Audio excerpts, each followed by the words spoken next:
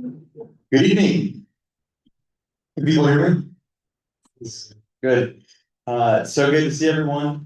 My name is Victor Sines. I'm Executive Director of the Houston Institute and a lecturer here at Rice University. And I'm delighted to be co-hosting tonight's event with the Rice Catholic Student Association and with Prof Tucker here. And great to see so many of you here. Before I get started, I just wanted to tell you a little bit about our work here at Houston Institute. So Houston Institute is an academic nonprofit, and its mission is to help the people of Rice think deeply about the best way to live through the study of the liberal arts, especially philosophy and literature. We aspire to create a culture of intellectual friendship centered around robust conversations of what is true, good, and beautiful. Our work is animated by three main ideas that I summarize as great books, civil discourse, and human flourishing. Great books. So we believe that young people need to be exposed to the best authors on questions of meaning and value, thinkers like Plato, Virgil, and Homer, Augustine, Descartes, Nietzsche, Dostoevsky, and so many others, including the best thinkers of today.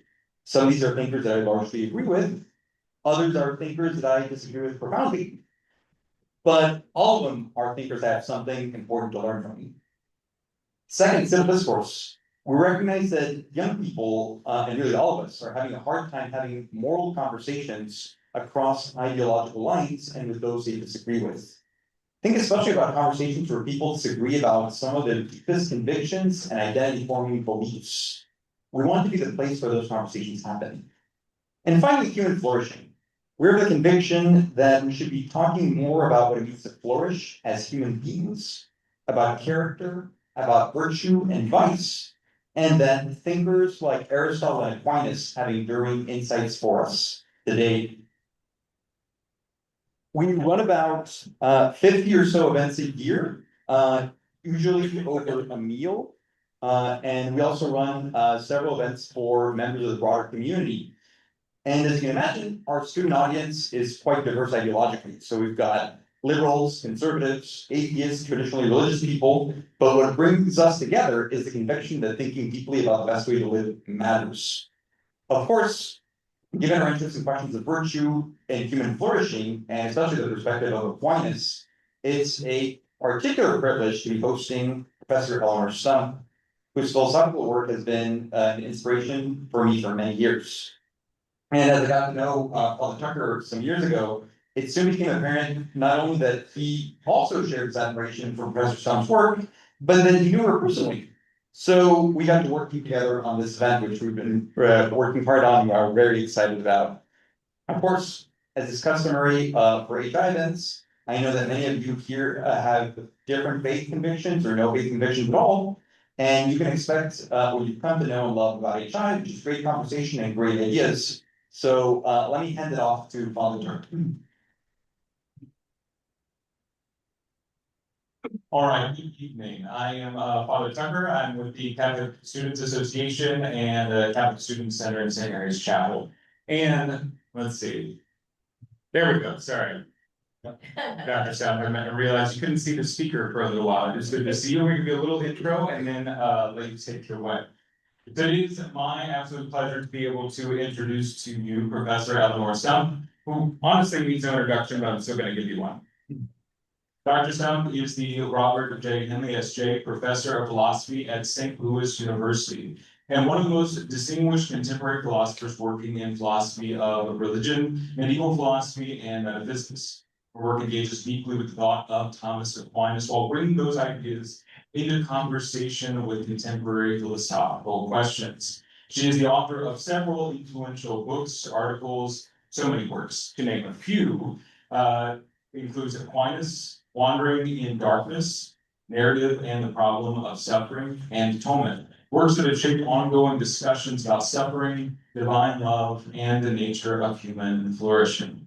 And on a little bit of a personal note, I actually don't know if you remember the first time that we met one another, but Dr. Stump actually had this wonderful habit of going and visiting some of the Jesuits who lived and studied philosophy at St. Louis University. She would come in, have dinner with us, and be able to have different conversations. I think I had just begun, and I was still very nervous about my philosophical background.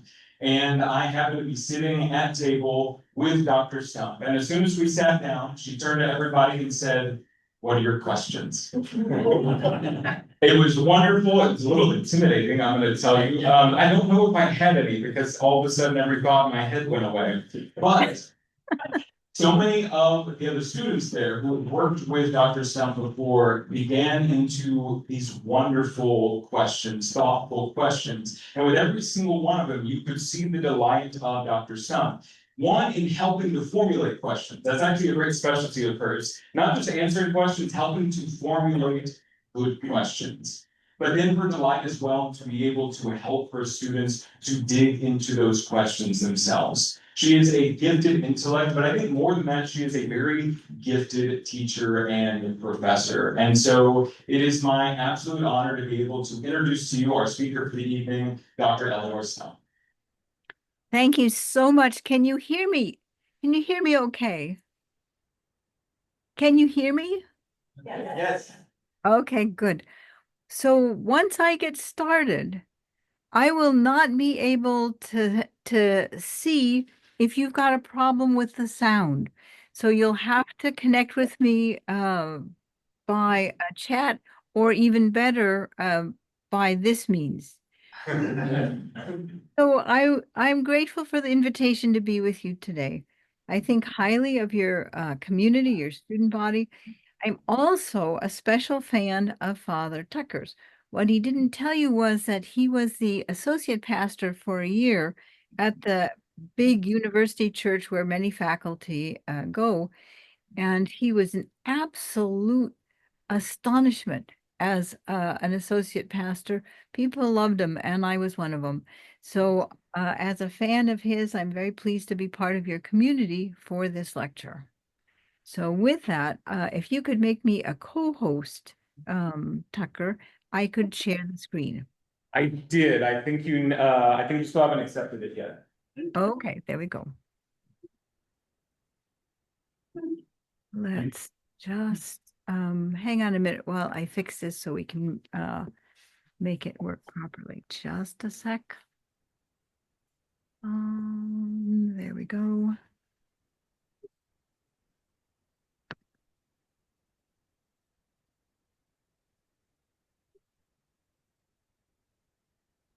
Now, can you see it? Yeah. Okay.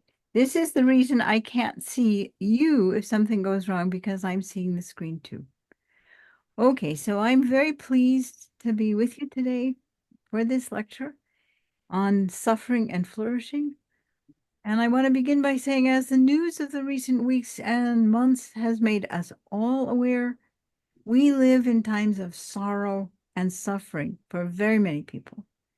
And so in my short lecture today, I'm going to talk about what it is to flourish as a human person, even in the midst of suffering. So just reassure me, can you see my disability rights movement slide? Yeah. Okay. The disability rights movement has made us all conscious about our contemporary attitudes toward suffering. Although we sometimes praise a person who suffers for not sinking under his suffering, we still tend to suppose that the sufferer is to be ranked more among life's losers than among life's winners. Even if we think of a person who stands under his suffering as heroic, we tend to think of whatever is good in his life as happening in spite of the suffering. And in general, we are inclined to find perverse anything that values the suffering itself. On the contrary, anything that undermines physical or mental thriving strikes us as lamentable. But it is worth noting that the current disability rights movement wants to call this general attitude into question. The disability rights movement wants to celebrate what others have generally pitied or disrespected as the suffering of misfortune. It wants others to see that those with disabilities are not among life's losers, or even among life's heroic overcomers of the tragic. Instead, The disability rights movement holds disability pride parades. Here's an excerpt from a text by Sarah Triano, the founder of the Chicago Disability Pride Parade. Here's what she says. The sad sack, the brave overcomer, and the incapable are worn-out stereotypes the parade refutes by giving us a time and space to celebrate ourselves as we are. First, we want to show others, we want to show others that there is an incredible joy that exists in our lives. We are part of the richness, we're part of the diversity of this country and the world. The parade is an international celebration of our continued and continuing survival. By marching in this parade, we are giving the world a chance to express pride in us too.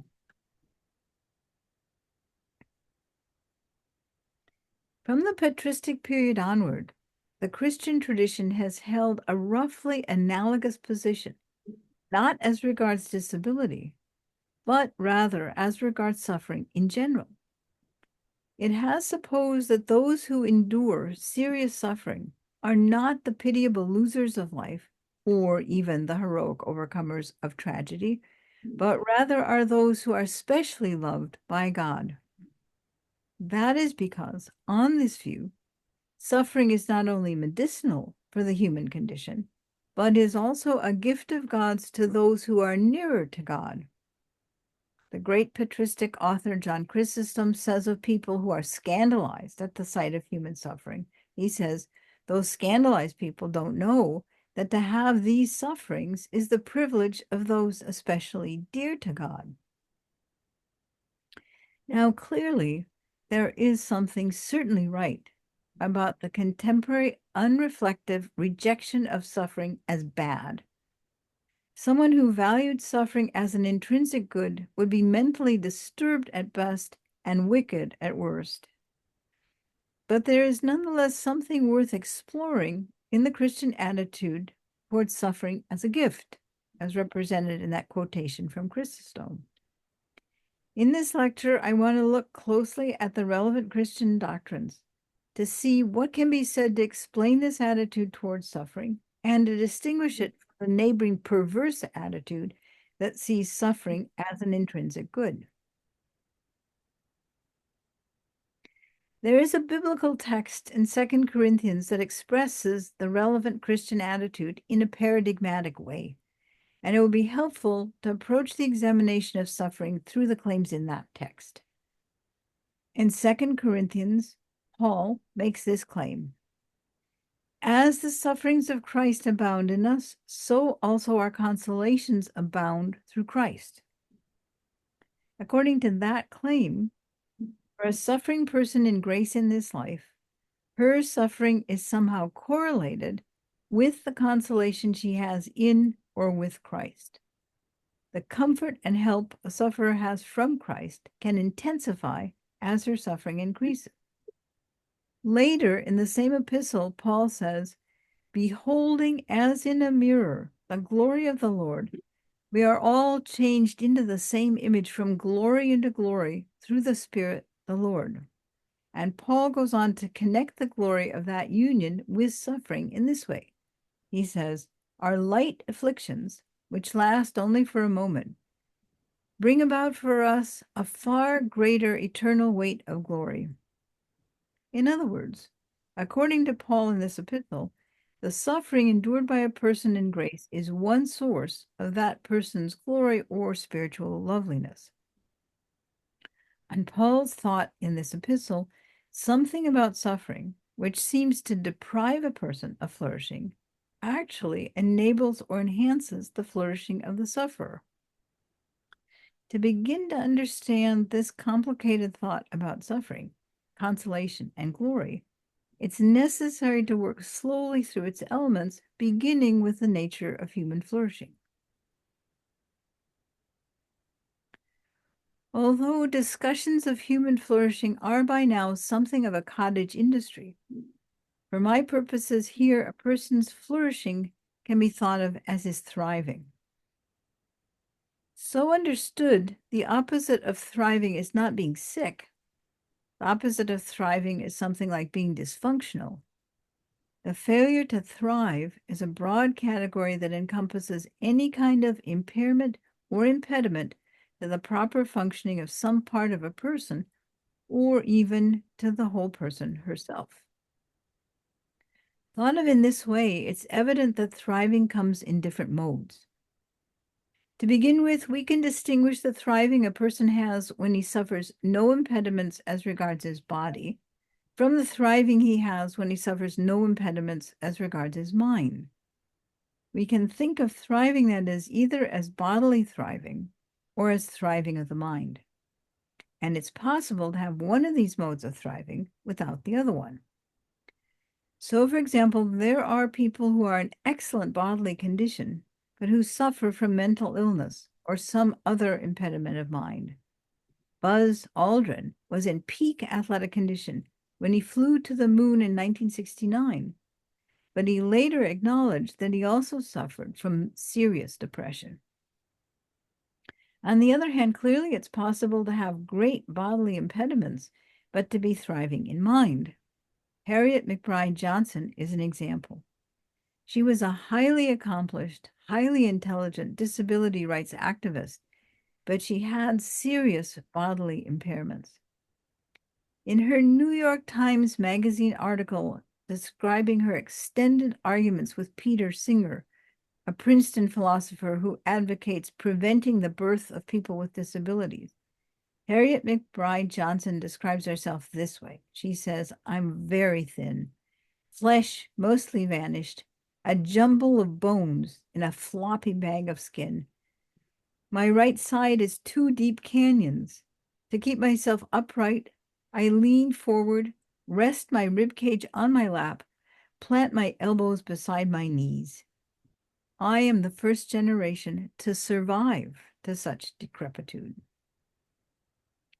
So by her own description, Harriet McBride Johnson suffered from significant impediments as regards bodily thriving. But on the other hand, her meaningful work and her excellence at it, her very ability to handle exchanges with such opponents of the disability rights movement as Peter Singer, her ability to handle exchanges with people like that with intelligence and courtesy and wit, all these things testify to her thriving in mind. There is a general consensus that, other things being equal, thriving in mind outranks bodily thriving. Few people would be willing to trade diminished bodily thriving for comparable diminishments of thriving in mind, and this common attitude seems right. On the scale of value, commonly found in the Christian tradition and also in much contemporary secular thought, the best thing for human beings is a matter of relationship. And if they are serious enough, impediments with regard to thriving in mind are more of a barrier to relationships than roughly comparable impediments to bodily thriving, other things being equal. Furthermore, on the traditional scale of values common in the Christian tradition, the greatest human relationship is with God, and so the greatest thriving for a human person is in that relationship. And even serious impediments to thriving in mind are not a bar to a human person's relationship with God. So consider, for example, the report of a religious experience given by someone who was suffering from major mental illness and confined to a psychiatric hospital. This is what that patient reports. He says, "At one time, I reached utter despair and wept and prayed to God for mercy instinctively and without faith in reply. That night, I stood with other patients in the grounds waiting to be let into our ward. And suddenly, someone stood beside me, and a voice said, 'Mad or sane, you are one of my sheep.' I never spoke to anyone about this, but ever since 20 years, it has been the pivot of my life." And I would say that even among those with both bodily thriving and thriving in mind, few people have such powerful religious experiences. The religious experience this patient reports was so great as to center his life for a long time on his own telling of the story and to bring him consolation throughout that whole period. The closeness to God of his original experience then and the ongoing relationship with God it provoked, those were great enough to endure through many years of this patient's life.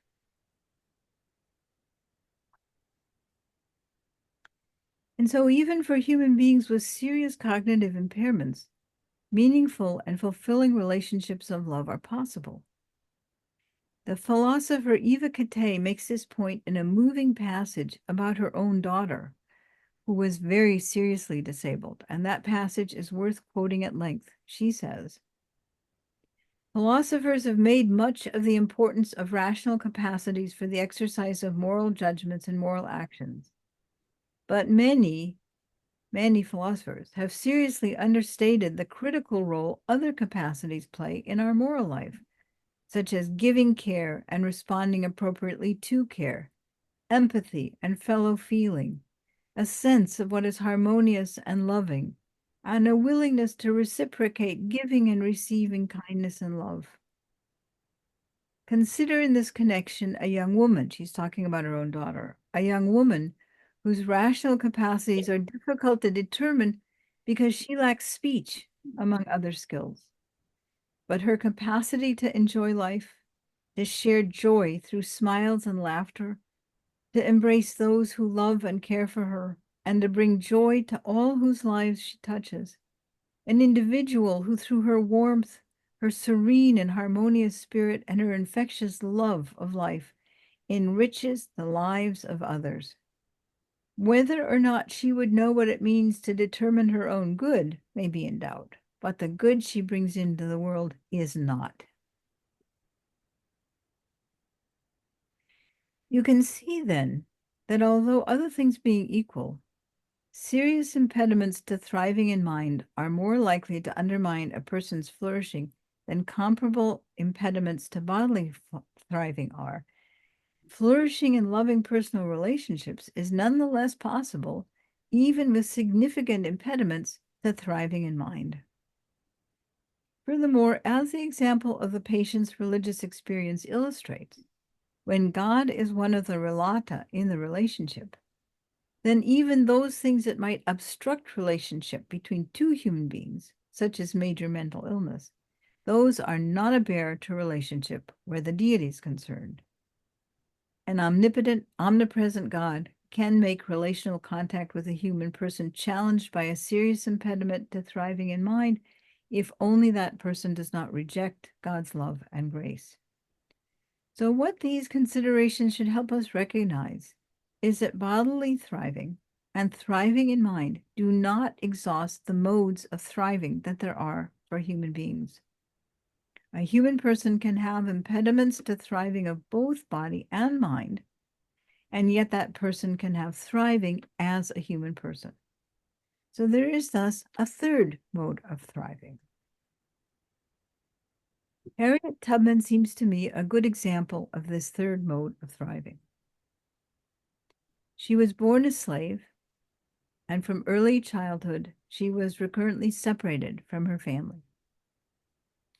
When she was 6 or 7, for example, she was farmed out to a different household as a house slave and a nanny. In that job, child though she was, she endured severe beatings, and she was often deprived of sufficient food and adequate clothing. Later in life, as a result of the abuse of one slave master, she suffered a serious head wound, which left her with lasting neurological problems. Throughout the rest of her life, she seems to have suffered from narcolepsy and other manifestations of brain damage as a result of that injury. And it's difficult to believe that in addition to the neurological problems she suffered, she didn't also have lasting psychological damage from the trauma of the abuse she suffered as a child. And this is only the beginning. The story of the suffering of her life is too great to be summarized adequately in a short space here. And it's hard to tell, hard to read, even in abbreviated form, because the cruelty inflicted on her is heartbreaking. When she was a young woman, Tubman succeeded in escaping from slavery, and she spent all the rest of her long life rescuing other slaves and working for the abolition of slavery, often in very dangerous circumstances. When a biography of her was being prepared during her lifetime, she asked Frederick Douglass to write a recommendation for the cover of the book. And this is what he wrote to her. He, so worthy of honor himself, he wrote to her, "You ask for what you do not need when you call upon me for a word of commendation.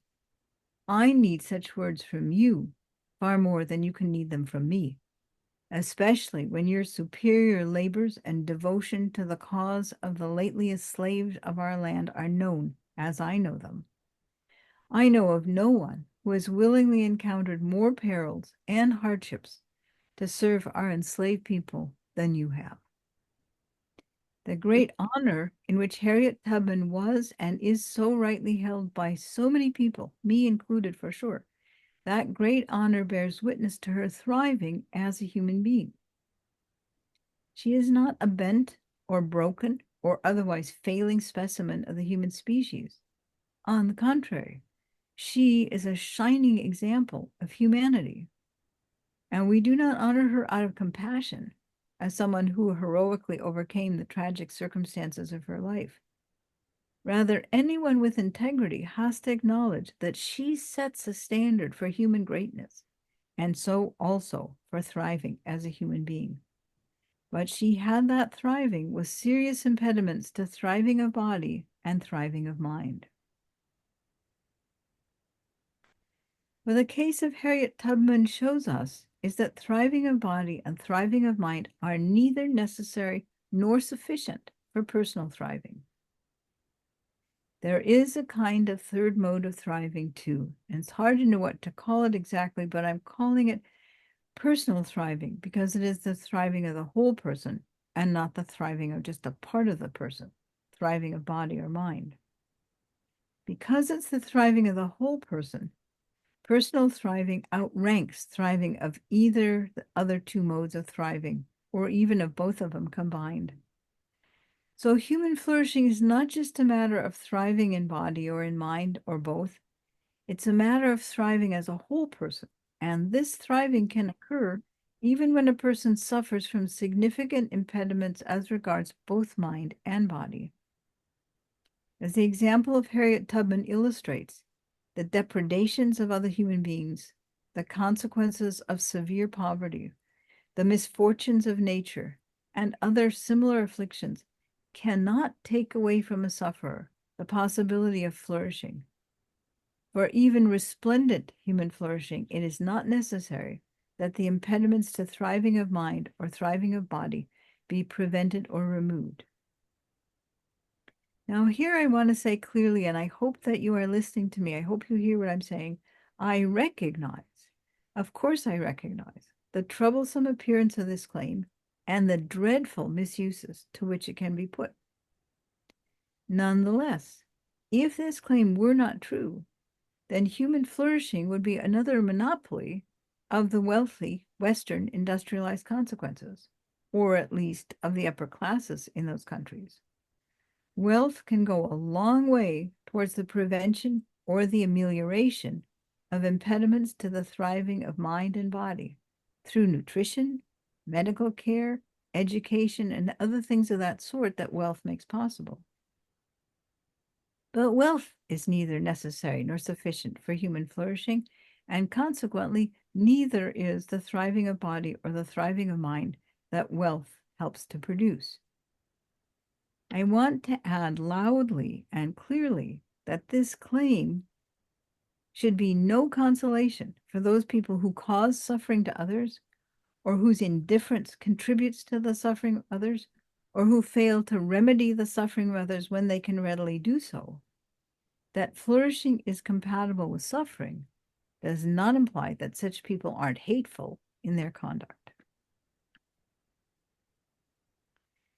It's hard not to notice that just as the patristic thinkers supposed, some diminishments in thriving of body or mind can in fact be woven into personal thriving. That is, the bodily or mental diminishments in thriving can in fact contribute to personal thriving, not because they constitute challenges that a person surmounts, but because those very diminishments are themselves somehow ingredient in that person's thriving. That is, those diminishments are integral to the thriving in the sense that their removal would contribute to the removal or the lessening of the personal thriving. Harriet Tubman's suffering from the cruelty of the slave society around her and her consequent impairments with regard to both body and mind, they seem to be part of the fabric of her character, marked by her charismatic leadership in her society and her self-sacrificial care for others. Or think of the same point the other way around. How many people who live an upper-class life without much serious suffering, without much of any impairment in mind or body, how many of those people count as having great personal thriving?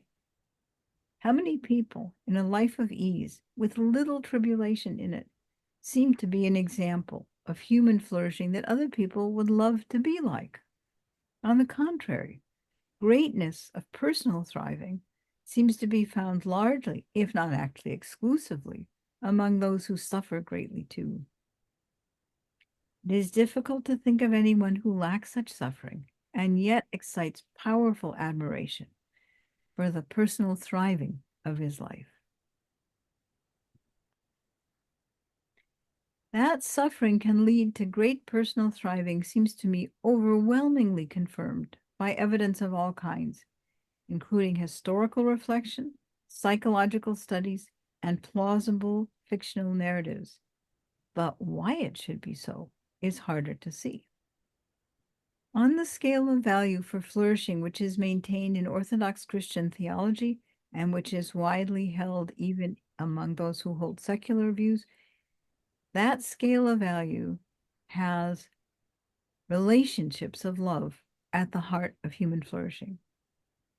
But the post-fall human condition is characterized by a tendency to turn away from such relationships of love into a kind of willed loneliness and isolation.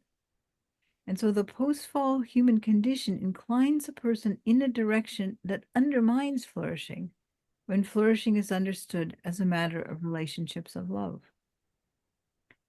Suffering can make a difference to this condition in varying ways. To begin with, because suffering is generally aversive, we hate it, we want it to go away, it can drive a person to seek help from the suffering, can drive a person to seek amelioration, and that amelioration will have to be sought, at least in part, in the remedies that other people can provide. Or if all remedies fail, then suffering can incline a person to seek just the consolation that other people can give by their presence and compassion.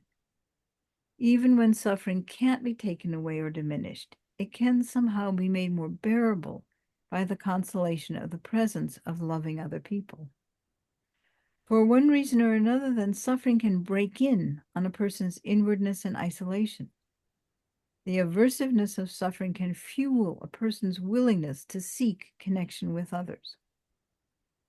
A suffering person may turn to other human beings, but it is also widely recognized that in suffering, a person is likely to turn to God, even if this turning comes with anger or complaint, as it does in the case of Job in the biblical book of Job. It is common to find religious belief and religious experience among those in deep distress. It is less common to find true religiosity among those who are at ease. For Harriet Tubman, God was always present to her and engaged with her. One of her biographers describes an experience that was typical for her. It occurred at the time in her life when she was first contemplating returning to slave territory to rescue other slaves. That biographer wrote this about Tubman. The biographer said, "She had great fears about her future course, and she confided to the biographer, "The Lord told me to do this. I said, 'Oh Lord, I can't. Don't ask me. Take somebody else.'" But Tubman also reported that God spoke directly to her. "It's you I want," Harriet Tubman. As this and many other anecdotes from Tubman's life illustrate, suffering is part of an ongoing process in a person's life in which flourishing can develop and then increase. The correlation between suffering and flourishing depends on second personal relationships of love, and those relationships are dynamic, not static, even where God is concerned. It's part of traditional Christian theology that God will give grace to anyone who does not refuse it. But clearly, a process of this sort will expand rapidly if it's continued. That's because the grace given enables a person to ameliorate her own inner fragmentation and so to be more willing to be open to love and goodness. And that increased openness on her part will be met with more grace that grows her in internal integration in goodness, thereby resulting in more grace given, and so on. Insofar as suffering opens a person to love and deepens her in closeness to God and others, it's an element in that growth. Certainly, what makes Harriet Tubman exemplary for us increased in her throughout her life. I have no wish to support anything that would seem in any way to make light of Harriet Tubman's suffering. The suffering inflicted on her by the people promoting and maintaining slavery highlights the terribleness of the human post-fall disorder for which no words seem negative enough. Nonetheless, with diffidence, I want to suggest that Harriet Tubman's life also illustrates the complicated thought in the epistle to the Corinthians that I presented earlier, and the traditional Christian attitude towards suffering represented by that quotation from Chrysostom with which I began. On the complex thought in the Pauline epistle, in virtue of suffering, a person can grow in flourishing, even with irremediable and significant impediments to thriving of body or mind, until there is in her life such flourishing that it's right to think of it as glory. Tubman's flourishing came to her in virtue of her suffering, and the result is that her life is an example of the best a human life can be. The connection that the epistle makes between suffering and glory is illustrated in her life. And her life also illustrates the epistle's claim that consolation increases with affliction. That Harriet Tubman is as exceptional in her ongoing religious experience as in her great-heartedness and in her suffering. That's evident not only from her own testimony, but also from the testimony of other people who knew her. Her contemporary biographer summed the matter up this way. The biographer says, "Harriet spoke of consulting with God, and she trusted that God would keep her safe. Thomas Garrett once said of her, 'I never met with any person of any color who had more confidence in the voice of God as spoken direct to her soul.'" This evaluation of Harriet Tubman's religious life is surely right. At any rate, it's highly doubtful whether any of those in the relatively well-to-do slaveholding communities around her lived in the kind of ongoing, powerful religious experience she had. And so the epistle's correlation of glory and of consolation with suffering seems well illustrated in her life. On this way of thinking of suffering, it's not hard to see why Chrysostom would say that those who suffer more are also especially dear to God. And here it is important to me to highlight what I am not saying, what I am not claiming, and I hope you will listen especially carefully here. I am not claiming that the good of human flourishing justifies any human being in causing or permitting or failing to remedy suffering of the sort Harriet Tubman endured. To say that a person flourishes as she does, at least in part in virtue of her suffering, does not imply that it would be acceptable for another human being to permit that suffering, or to cause that suffering, or to refuse to remedy that suffering if he could readily do so. It's one thing to claim that some suffering can lead to the flourishing of the sufferer, and another thing entirely to claim that a person is justified in causing or allowing such suffering for the sake of that flourishing. In addition, the consolation that increases with affliction, as the epistle describes it, may not come at the same time as the affliction. It may come only later. It may come only much later. So even those who seem to lack all consolation because they're burdened by major depression or by something else that leaves them destitute of ordinary human peace, they may yet find that their suffering enables them to flourish later with greater peace and greater joy than other people who have not experienced such desolation. Finally, someone may suppose that for every one person such as Harriet Tubman, there are countless others who do not flourish in their suffering. And here what I want to say is that such a claim about the relative proportion of people who suffer without flourishing in consequence, that claim seems to me unsupported by any good evidence, and here is why. Suffering is not always transparent, even to the sufferer, let alone to people around the sufferer. You might think you're completely healthy, for example, when in fact you are suffering from metastasized pancreatic cancer. You just haven't discovered it yet. And flourishing is similarly not transparent either.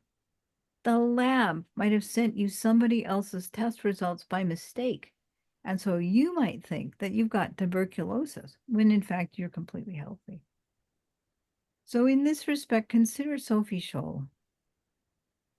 She attempted to protest the Nazi evils of her time, but she was caught by the Nazis very fast. They put her through a speedy show trial, and they very quickly executed her. She was 22 years old. She'd accomplished virtually nothing in her life. And the Nazis buried her in an outcast grave at the edge of at the outer edge of what was then Munich. Hardly anybody around the world knew her or cared to know who she was. But now she is honored the world over for her courage and for her willingness to risk her life for the sake of justice in her community. She's honored for the flourishing of her short life, and her grave is never without fresh flowers.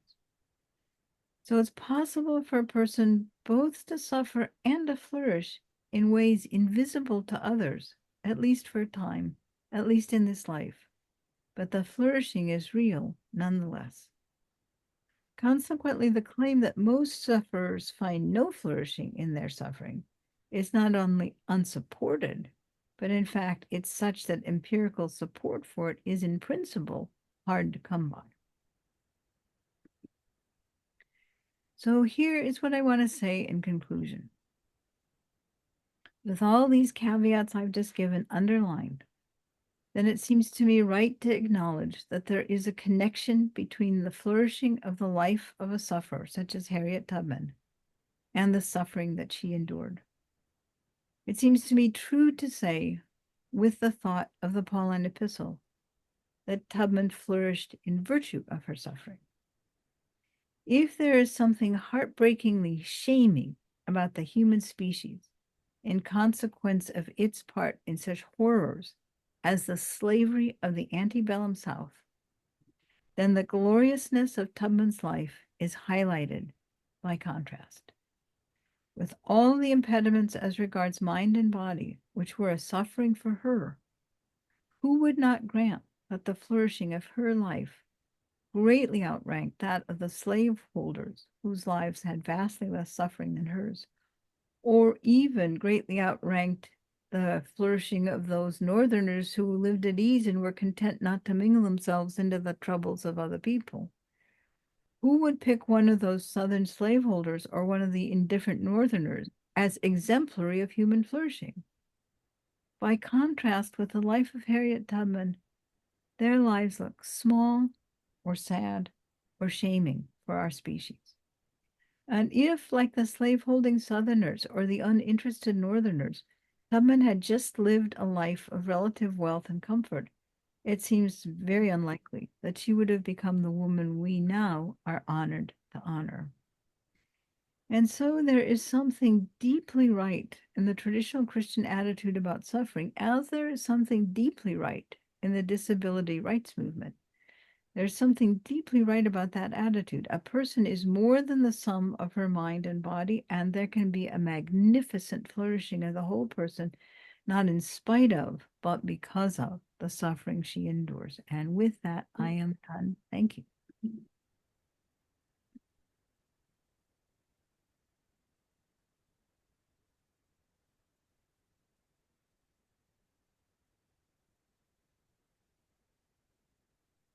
Thank you so much, Dr. Stump, for your talk.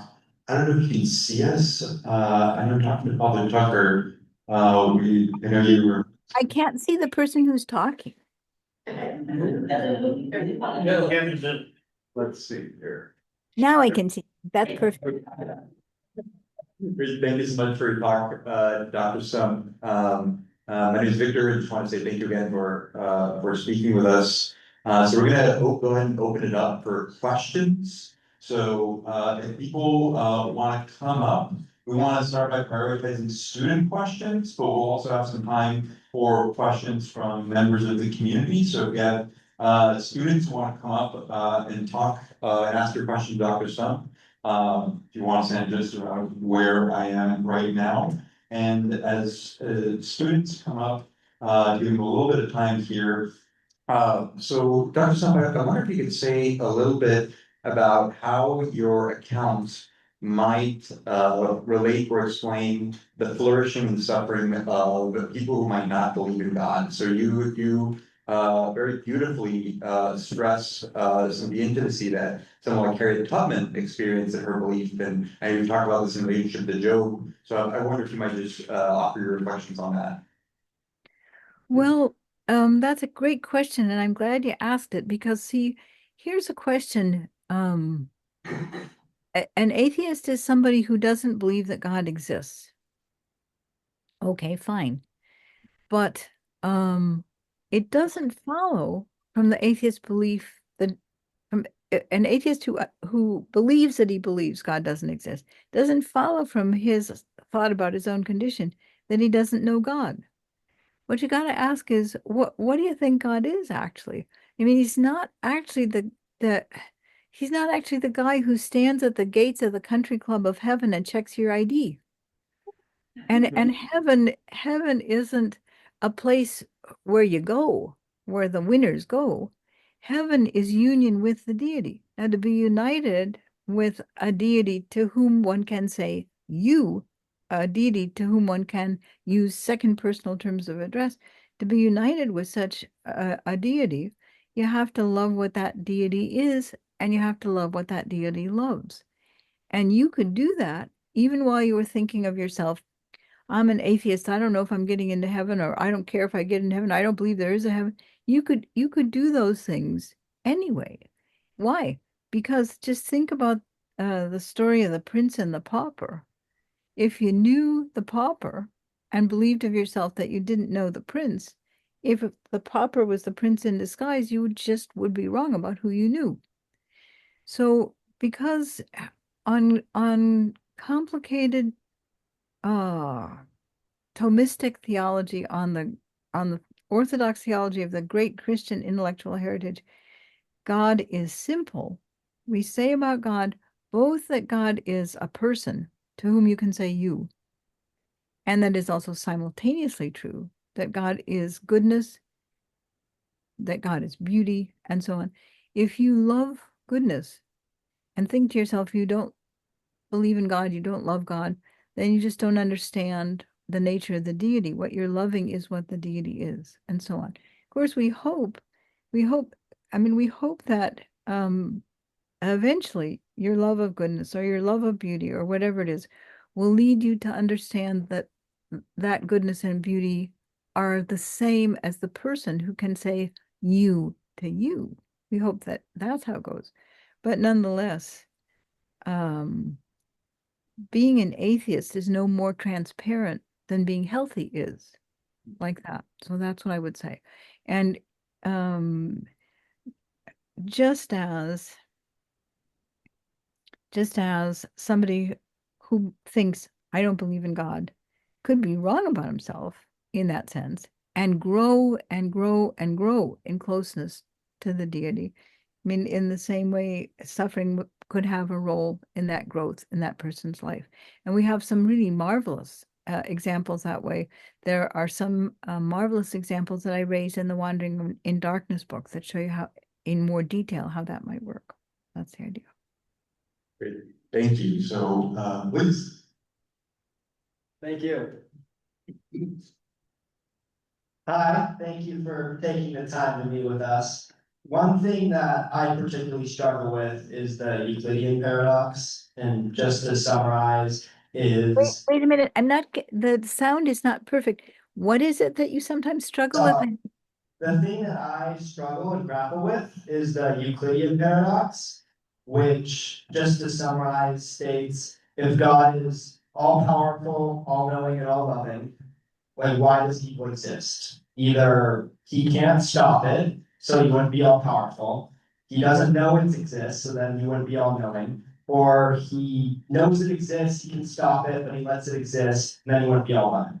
And what I gathered from the thesis statement of your speech essentially was with magnificent flourishing or that self-fulfillment comes from suffering in some aspects, and that can be enabled through suffering. However, my question to that then would be, if God is all powerful, he should be able to create a world in which we have absence of evil and suffering, and we still experience all the positive outcomes. And why doesn't he do that? Well, some of us have written big books on this subject. This is the problem. So, but in a nutshell, maybe I can show it to you like this. Everything depends on what you think human beings are, what you think they're like. And if you think to yourself, yeah, we're pretty nice, pretty good, I would say you're not paying attention. And if you think about, look at the world around you, pick any place, whether you're right wing or left wing or nothing at all, pick any place on the globe and have a look to see what we are. And it's absolutely staggering what human beings will do, not just to other human beings, but to the beasts of the world, to anything, to anything. So here is my example to show you, maybe this will help. When I was raising children, when my children were very small, the medical profession had a conviction, which I hope they have now given up. But at that time, it was universal in the medical profession. If your child has a high fever, here's what you have to do. Strip that child naked, put him in the bathtub, and pour cold water on him. So I had a 2-year-old with a high fever, and the doctor explained this to me for the umpteenth time. So I stripped my little 2-year-old naked and put him in the tub and poured cold water over him with a predictable result. He's screaming, Mama, Mama, with his arms out to be picked up for me to stop this, for me to take him in and hold him. I said to my husband, I'm not doing this. I am not doing this. And you know what? My husband did it. And I want you to ask yourself, which of the two parents was the more loving one? See what I mean? If you're willing to endure the suffering of what you love for the well-being of that thing, if that little thing is, if the person you love is in some sort of bad condition, some sort of condition that needs something like cold water on a naked, feverish child, and you're willing to put up with giving that suffering for the sake of making sure that thing flourishes and does not die, then that's love. That's not an absence of omniscience or omnipotence or goodness. It's lovingness. Good call. Yeah. So I'm Kevin. Yeah, Kevin. Okay. So what you're saying is by taking on that suffering, you in turn are loving another person, basically, you're taking on suffering so that the positive outcome is achieved, and then that is and that is a gesture of love. Is that correct? I'm saying this, that human beings are afflicted with the kind of horror of evil that you can see in what was done to Harriet Tubman, so that even my sanitized, abbreviated summary is hard to hear. What kind of entity could do what human beings did to her? Who could do that? And the answer is all of us, all of us. And now, if you were a lover of creatures as evil as we clearly are, what would you do with them?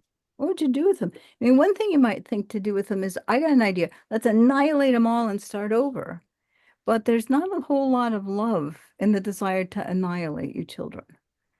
And so the Christian tradition has said two things about God and suffering. One is, God is not willing to give up on us, erase us and start over. He wants to redeem us so that out of the condition in which we are, he can call to us and make us fit for joyful, loving relations with each other and with him. But what it takes to do that is going to involve suffering, for sure. You can see it. You don't have to, I mean, you can see it if you look around you. How many really rich people strike you as morally exemplary? Whereas yeah, that's the general idea. Yeah. Thank you so much. My name is Margot, and I know this isn't really the central thesis of your presentation, but I'm wondering if you could expand more on mental flourishing, mental thriving. I was curious about your sort of two examples of Buzz Aldrin suffering from deep depression, and then the young woman described by her mother who was suffering from severe cognitive impairments. How do you see those two contrastively or similarly? And would you say mental flourishing is more akin to like happiness, or maybe to some sort of intellectual life? Both, neither, something totally different? Well, if you think about what goes into the mind of a human being, and there's a whole lot of components of it. Language is one component of it. The ability to learn new things is a component of it. Insofar as some of those things are taken away, you've got cognitive impairment, you've got impediments to normal human flourishing of mind, and so on. So that's one kind of impairment of mind. That's the kind that the young woman had that her mother was describing. Another kind is when you've got perfectly normally functioning intellective equipment, but you've got some sort of disorder that keeps you from having joy in anything, and that's an impairment also. So there's all different sorts of ways in which you can have impairment with regard to thriving of mind, and Buzz Aldrin had one kind, and the young woman had a different kind. As a sort of follow-up, or maybe better explain my initial question, can you expand more on the young woman? Because the way that I understood it was you seem to be saying that she was able to mentally flourish, but maybe you're saying that it's impossible. She was able to flourish as a whole person. She's an example of personal thriving. So she's an example. Her mother presents her as an example of someone who has very significant impairments with regard to mind, but nonetheless who has great personal thriving. And that's why her mother, she brings joy into the lives of other people. We'll also open up to questions from the audience, from those that have Stump. Hello, Professor Stump. Thank you for your talk. My name is Nicholas. One question on personal thriving and thriving the whole person in general. I'm struggling to understand how we can sort of assign this quality of personal thriving to a person if it isn't in virtue of some specific capacity of the person. Or to put it another way, in what sense is it Harriet Tubman thriving if it's not related to some capacity of Harriet Tubman, the function or dysfunction thereof?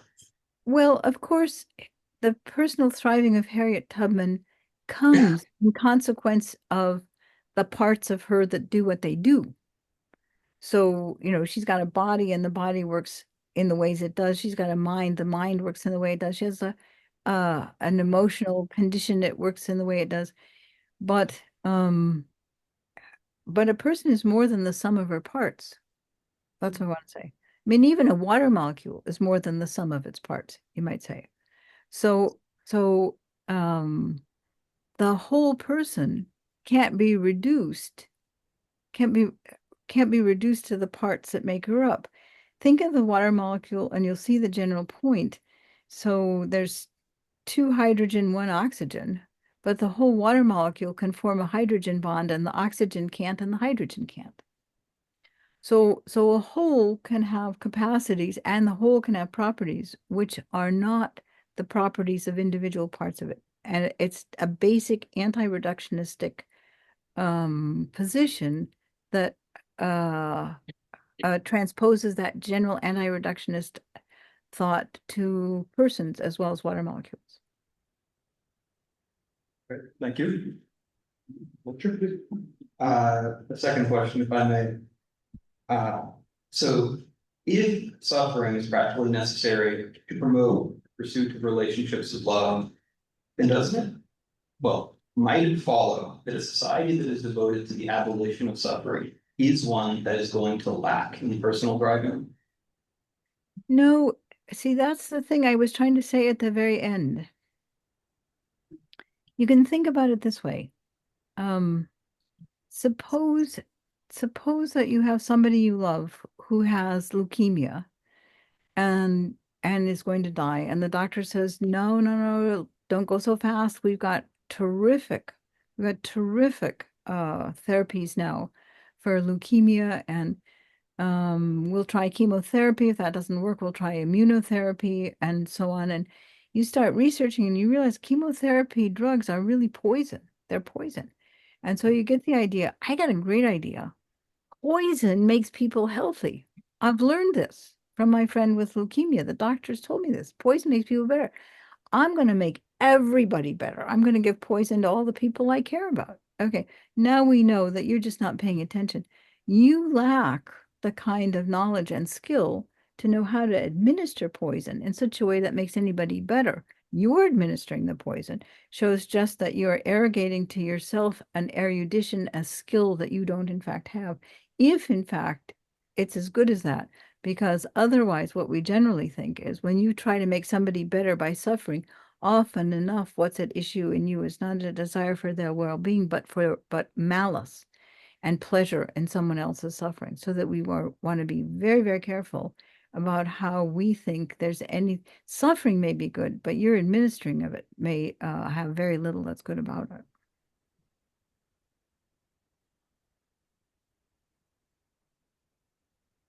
Hello, Professor. Thank you very much for your talk. So my question is about the kind of suffering involved in your examples. Now, what I see in a case like Wait, hold on. I'm not getting any of those words. I think the microphone is a little too close to your mouth, maybe. this better? Let's try. Let's try. I'll try. So, yeah, the question is about suffering. And in a case like dogmas, it seemed to me that there was something like meaningful suffering involved, suffering that led to something of value, a connection to God, virtue, and so on. But I was thinking, many cases of suffering is not meaningful in this way, in the sense that maybe suffering leads to either nothing of value or the opposite of something of value. After all, many people who suffer in very similar circumstances as dogmas, either they just suffer without seeing something like this kind of like cause that dogma took on, or participating in it, or connecting to God. Some might even have internalized their suffering and oppression and see that, well, they better side with the oppressor rather than with their own people. And so this kind of suffering doesn't seem meaningful in some way. But so were these people flourishing? What happened in those cases and so on? That's a great question. All these questions have been excellent. I've been very glad of all of them. I especially like this question. That is completely right. So there's nothing about suffering that guarantees it will contribute to your flourishing. You have to react to it in a certain way. So that's the first thing to see. It's not a magic potion. It's more nearly like an invitation. And secondly, the consolation or the growth or whatever it might be may not come at the time of the suffering. It may take a long time to come later. My favorite example of this is in the work of John Bunyan, Grace Abounding to the Chief of Sinners. So he lived in a time when you could be really just spectacularly uneducated in a way that I think we virtually never see. And in that uneducated state, when he was still a very, very young man, he learned about the unforgivable sin that would damn you to hell forever. And he didn't know what it was. And he got increasingly worried about it. And he worried and he worried. And finally, he just couldn't stand the anxiety anymore. And he sat bolt upright in bed in the middle of the night and said, "Okay, God, I'm doing it. I am now committing the unforgivable sin." And then he spent, I don't know, another 20 years of his life convinced he was going to hell because he'd committed the unforgivable sin. Later in life, he wrote this magnificent book called Grace Abounding to the Chief of Sinners, and it's written on two levels.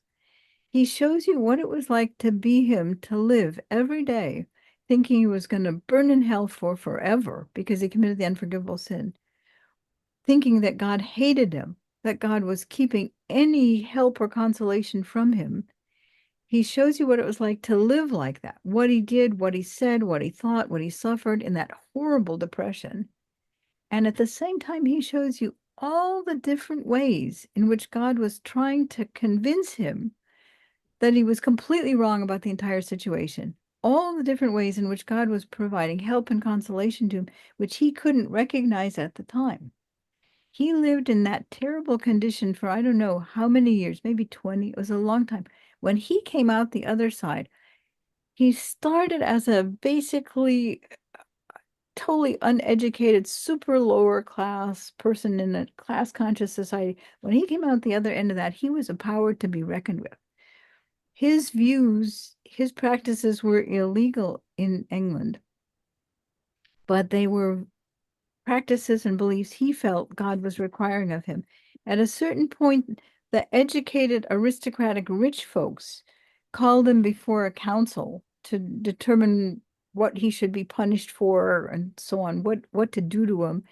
And the smartest person on the highly educated, super rich, upper class folks in the council said to the other guys on the council, "Don't ask him any more questions. Don't ask him any more questions. Don't give him a chance to talk," because he was making mincemeat of all those people. and and doing it, with a kind of what do I want to say, steadfastness, a kind of unshakability. They couldn't rattle him. He knew what he was doing. But that came way, way after, way, way after. In that earlier period, all he thought was he was going to hell for forever. So what's powerful about a case like that is it shows you that even somebody who looks as if he's completely destitute of any kind of good coming out of his suffering may nonetheless, unknown to you, be getting great good from it. So Bunyan has become one of the great heroes, one of the great people of the Christian intellectual heritage. There's his most well-known work, Pilgrim's Progress, but there's a lot of other works that he wrote too that are really impressive, and Grace Abounding to the Chief of Sinners is one of my favorite, for sure.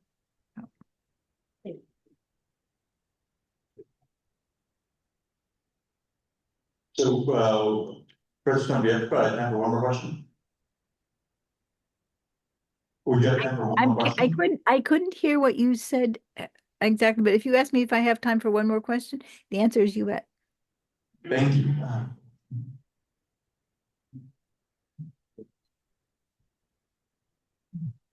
Thank you so much, Dr. Stump. So I've been trying to think through some of these things from kind of a dual perspective of Aquinas' metaphysics of creation and the phenomenology of resentment as regards to suffering, flourishing. And so it's kind of a long argument, but I try to make it very crisp. And like to put the essentials of the argument in front of you and ask if it generally makes sense or not, and if it doesn't, correct me. If it does, maybe point me towards either some of your writings or text in Aquinas or anywhere else where I could kind of go a little deeper in the thinking. So the essential sort of syllogistic logic is that so on the doctrine of creation from nothing, all created beings gift, right? I couldn't hear that sentence. The sound quality is not terrific, so I just missed the last sentence you just uttered. So on the doctrine of creation from nothing, all contingent being is gift, right? So like the little flower is the idea that everything is grace, everything is gift. Furthermore, all created being as contingent is necessarily finite. Furthermore, because human being, I'm thinking of like St. Augustine's Kotbach's Day and C.S. Lewis's argument from desire, we desire the infinite automatically. But because we are finite, limited, contingent beings, it seems that suffering is inherent in contingent being metaphysically. And I can stop here. I can stop you right there. That's the place where I'm going to disagree. I don't think Aquinas thinks that. I certainly don't think that. I don't think that's right at all. I think creation bringing something out of nothing brings only goodness with it. In order to get something that has suffering, you first got to get something capable of hatred, capable of malice, capable of evil. And at that point, you don't have to get that hatred or the evil, but you can. And if you do, that's when the problem begins. That's when the problem begins. And at that point, there's a variety of things God could do. You know, he could wipe everything out and start over. He could take away free will from his creatures and just make them do what he wants them to do and turn them into puppets. He could do a lot of stuff, but on none of those systems would he have anything he wants, because what he wants is you. That's what he wants. He wants you.